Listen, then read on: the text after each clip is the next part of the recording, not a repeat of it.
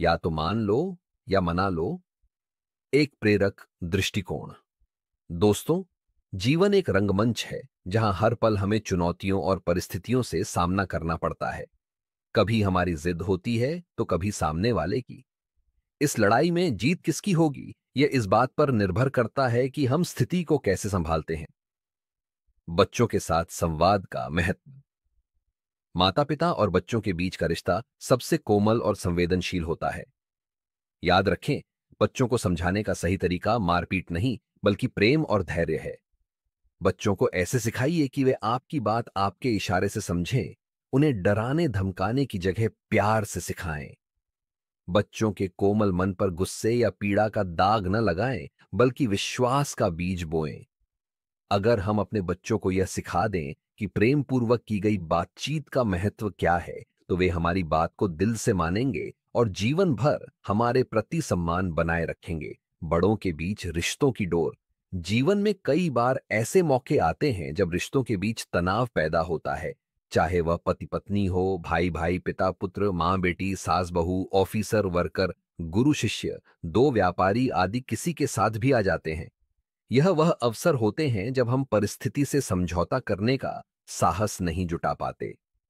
हम किसी की बात को शिरोधार्य नहीं कर पाते हैं। ऐसी स्थिति में हम अक्सर तनाव में जीते हैं। यह वह समय होता है जब हम किसी बात को मानकर भी परेशानी में होते हैं और न मानकर भी।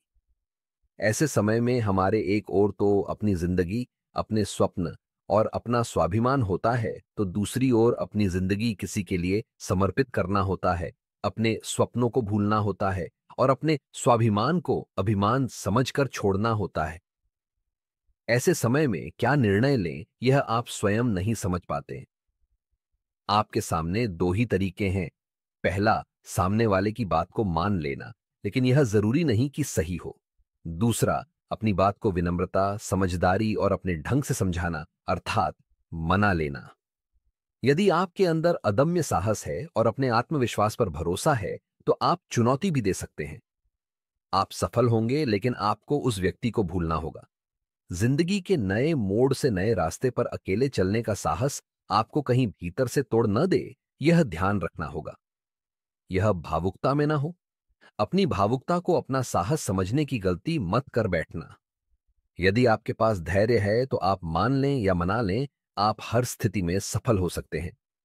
थोड़े से समझौते में यदि बड़ी समस्या का हल दिख रहा हो, तो आप हमेशा मान लें का विकल्प चुनें। रावण की कहानी से सीख।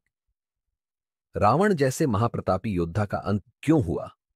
क्योंकि उसने अपनी पत्नी मंदोदरी और भाई विभीषण की सलाह नहीं मानी।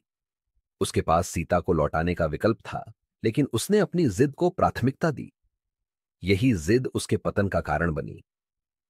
जीवन का मूल मंत्र हमेशा याद रखें कि थोड़े से समझौते में अगर बड़ी समस्या का समाधान मिलता है, तो उसे स्वीकार करें। यदि साहस और आत्मविश्वास हो, तो परिस्थिति को अपने अनुसार बदलें। जीवन में हर समस्या का हल है, या तो मान लो या मना लो। बस इस बात का ध्यान रखें कि आपकी जिद दुस्साहस न बन जाए।